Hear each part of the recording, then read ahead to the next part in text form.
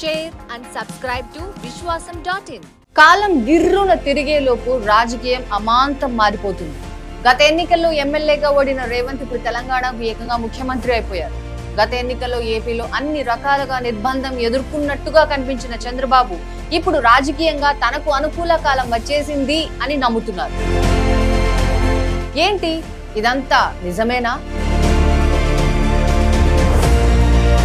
చంద్రబాబు కోసం రేవంత్ గేట్లు తెరుస్తాడా? ఒక్క ఇంటర్వ్యూతో 2 రాష్ట్రాలకు చెప్పిన టీడీపీ వ్యూహ బృందం.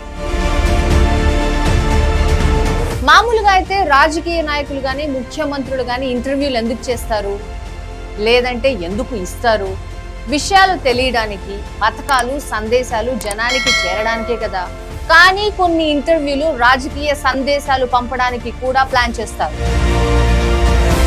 ఏబిఎన్ ఆంధ్రజ్యోతి ఛానల్లో రేవంత్ ఇంటర్వ్యూ తెలంగాణ కోసం కాదు, ఏపీ కోసమే చేశారా?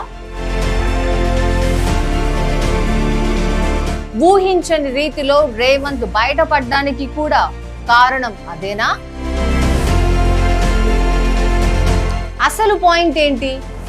రాజకీయంగా తాను అత్యంత ప్రభావం చూపే వ్యక్తిని అని ఏబిఎన్ ఆంధ్రజ్యోతి నడిపే రాధాకృష్ణ భావిస్తారు. చంద్రబాబు బలహీనతలో మొహమాటమో దానికి ఎప్పుడు సహకరిస్తూ ఉంటాయి కూడా. బాబు ఓడితే రాజకీయంగా తన ప్రభావం ఉండదు కాబట్టి టీడీపీ గెలిచిపోతోందని రాయడం, నేరుగా రాజకీయం చేయడం ఆంధ్రజ్యోతి ధ్యేయం. ఇప్పుడు రేవంత్ కూడా అదే వరుసలోకి వచ్చినట్టు కనిపించారు. ఎప్పట్లాగే రేవంత్ ను జగన్ గురించి ప్రశ్నించడంతో పాటు రాధాకృష్ణ జడ్జిమెంట్లను కూడా పాస్ చేసేశారు. ముఖ్యమంత్రులు అయితే పక్క రాష్ట్రాల ముఖ్యమంత్రులు ఫోన్ చేస్తారు, మరి జగన్మోహన్ రెడ్డి గారి నుంచి అయితే నాకు ఫోన్ కూడా రాలేదు. అసలు జగన్ తనకు ఫోన్ చేసి అభినందించలేదు అని రేవంత్ ప్రకటించారు. అది కూడా ఆంధ్రజ్యోతిలో. ప్రత్యేకంగా రాధాకృష్ణ ఇంటికి వెళ్లి ఇంటర్వ్యూ ఇవ్వడమే కాదు, ఇలా జగన్ మీద కామెంట్ చేయడం ద్వారా టీడీపీని నమ్మే వాళ్ళకి ఆంధ్రజ్యోతి ఓ సందేశం ఇవ్వాలనుకుంటోంది. అది మ్యాటర్. గత ఎన్నికల్లో చంద్రబాబును అష్ట కష్టాలు పెట్టిన కేసీఆర్,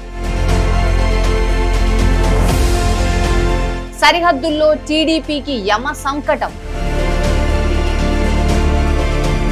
మందు మార్బలం అందక అల్లాడిన చంద్రబాబు. ఇదే జరిగింది. పైనుంచి బీజేపీ బిగించింది. ఇక్కడ కేసీఆర్ కూడా కత్తి కట్టేసరికి Khammam border, Guntur border, Kurnool border ఇలా ఎటు చూసినా టీడీపీకి ఊపిరి ఆడలేదు. ఈసారి కూడా కేసీఆర్ ఉంటే అదే జరిగేదేమో. పైగా ఏపీలో మద్యం డిస్టిలరీలన్నీ ప్రభుత్వ కనుసన్నల్లో ఉండడం ఇక్కడ కీలక పాయింట్. ఇప్పుడు గనక రేవంత్ సానుకూలంగా ఉంటే మందు మార్బలం రెండూ చంద్రబాబుకి అందుకునేంత దూరంలో ఉంటాయి అనేది కొంతమంది వాదన. కేంద్రంతో అదే బీజేపీతో ఎలాగో పొత్తు అని చెప్పో మరో మాట చెప్పో మద్దతు తీసుకుంటాం కాబట్టి అటు ఢిల్లీతోనూ ఇటు తెలంగాణతోనూ లొల్లి తీరిపోయినట్టే అనేది ఆంధ్రజ్యోతి లాజిక్. అందుకే రేవంత్ ను ఇంటర్వ్యూకు పిలిచి తెలంగాణ ముఖ్యమంత్రితో ఆంధ్ర స్టేట్మెంట్ ఇప్పించాడు రాధాకృష్ణ.